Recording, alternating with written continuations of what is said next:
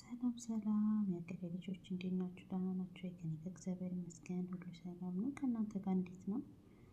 ተጠፋፍተን ቪዲዮ ሰርቼ አላውቅም፣ ጠፍቻለሁ እና እንዴት ናችሁ? ደህና ናችሁ? ዛሬ በአዲስ ቪዲዮ መጥቼላችኋለሁ ውዶቼ።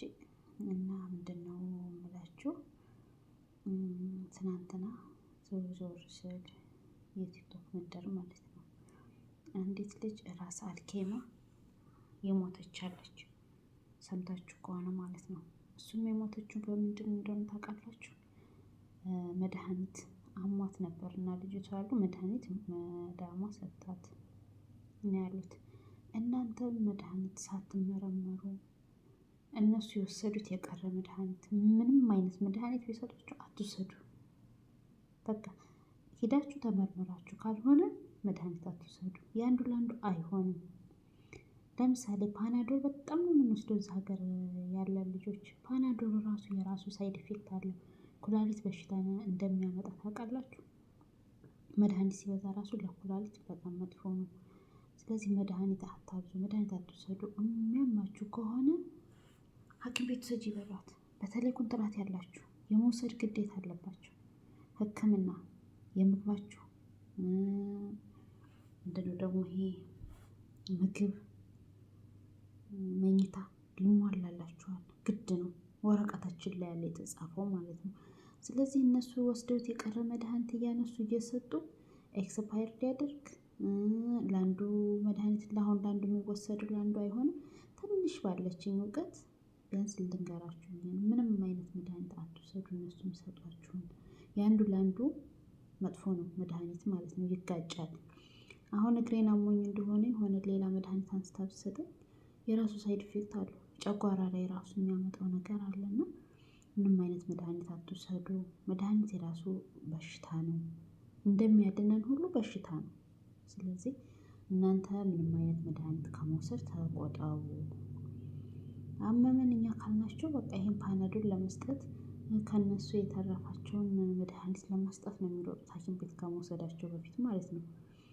እኔ ባለፈው አመመኝ፣ ጉፋን ነው ምናምንና በቃ እያሳለኝም ነበረ፣ እፍን አረገኝ። እኔ ትንሽ ሳይነስም ስላለብኝ ሲጨማመር ጉፋን ተከያዘኝ በጣም ትይለኛልና ሰውየው እንደዚህ ጉፋን ይዞት እንትን ያለ የቀረ መድኃኒት ነበርና አምጥታ ይሄን መድኃኒት ውሰጂው አለችኝ። ለምን ላስቀይማት? እሺ ብዬ ተቀበልኳት። እሺ አልኳት። ለምንድን ነው ስላት፣ አይ እንደዚህ እንትን ላለሽ ላፈንሽ ምናምን ጥሩ ነው መድኃኒታችን፣ እሺ ብዬ ተቀበልኳትና በቃ ቶሎ ሰርች ያደረኩት የመድኃኒቱን ስም ጎግል ላይ ነው። ከዛ ሳየው ለምንድን ነው ለዚህ በቃ የሆነ የሚያፍን ሳምባችን ላይ ምናምን የሆነ እንትን ፍን ለሚያደርግ ነው። እና እኔ አሁን ያመመኝ ጉፋን ነው፣ ሌላ እንደገና እሱን ወስጄ ሌላ በሽታ ልጨምር። ከዛ ያንን መድኃኒት ቁጭ አደረኩት፣ አልወሰድኩትም። ከዛ ጠዋት ላይ ስነሳ ወሰድሽ መድኃኒት ነች? ያው ወሰድኩት አልኳት። እኔም ግን እኮ አንድሯል ድብቅ ነው ያደረኩት። እኔ ምንም አይነት መድኃኒት ቢሰጡኝ አልወስድም።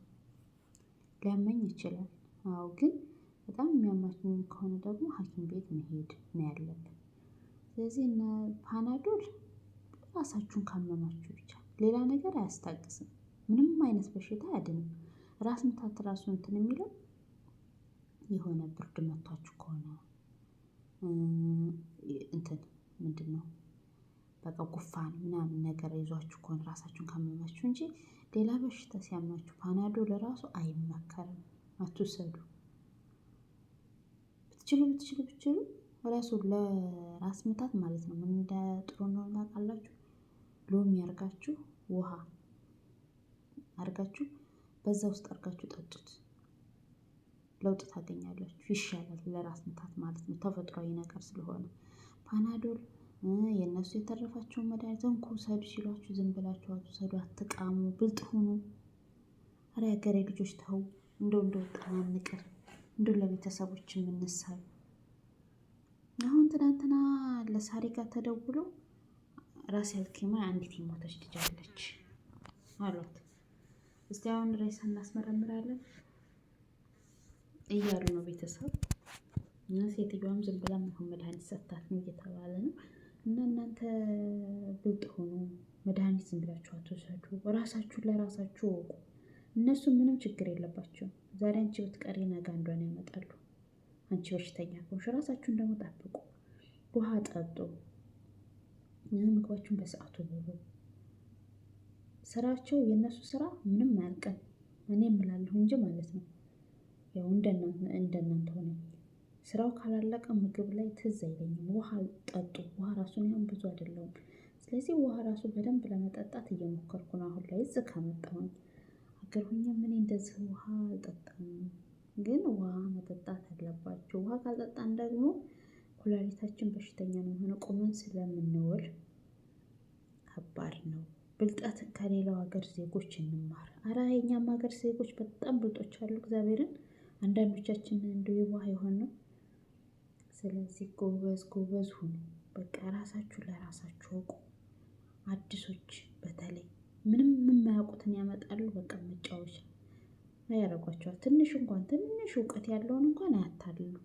ዝም ብላ መድኃኒት ስጪ ብትለኝ አልወስድላትም። ግን ምንም አይነት መድኃኒት አትውሰዱ። እነሱ እናንተ ከዋጣችሁላቸው ምንም ቢሰጡን ደስታቸው ነው። ለምን ያችን ሐኪም ቤት ሂደው ያችን ብር እንዳያወጡ ማለት ነው። ስለዚህ እናንተ ብልጥ ሁኑ። ራሳችሁ ወቁ። መኝታችሁን በአግባቡ ተኙ። ስራችሁን አውቃችሁ ስሩ። ጎበዞች ሁኑ በቃ እና የምትመቻችኋን ሰዓት አመቻችታችሁ ለማረፍ ሞክሩ። አሁን የሌሎቹ ዜጎች ልክ እሷ ስመጣ መጥረጊያቸውን አንስተው ዞር እኔ ባለፈው ሰዎች የተሳፈሩ ቤት ሆኛለች ስትለኝ አልሆንም አልኳት። እናቷ ቤት ሄድኩኝ። ስም አልጠራም። የሌላ ሀገር ናቸው። ሁለት ናቸው። አንድ አይነት ናቸው ዜግነታቸው እና ብታያቸው ማለት ነው ብልጦች። በቃ ራሳቸውን እንዴት እንደሚንከባከቡ ልክ ሰዎቹ እንትን ካላሉ ስራቸውን ቶሎ ሰርተው እርፍ። ከዛ ልክ ሰዎቹ እንትን ሲሉ ደግሞ በቃ መውለያ መጥረጊያቸውን ይዘው ሽርሽር። እኛ ግን 24 ሰዓት እንደኛ የሚሰራ የለም። ግን በቃ እንትን ማስመሰልን ስለማናቅ ጎበዝ የሚመስሉት እነሱ ናቸው። የኛ ደግሞ በቃ ግን እንደ ኢትዮጵያ እንደኛ የሚሰራላቸው የለም። እነሱ ራሱ ይላሉ ለስራ ምንም አንታማም። ግን እኛ ማስመሰል የሚባለውን ነገር ስለማናቅ ነው። እና የሀገር ልጆች አበዛሁባችሁ። ጎበዞች ሆኑ። ግን ምንም አይነት መድኃኒት አትውሰዱ። ይሄን ነው የምላችሁ። መድኃኒት የራሱ ሳይድ ኢፌክት አለው እህቶቼ። እና ጎበዝ ሁኑልኝ። ላይክ፣ ሰብስክራይብ፣ ሼር አድርጉልኝ። አበረታቱኝ። አዲስ ነኝ ውዶቼ እና እወዳችኋለሁ በተረፈ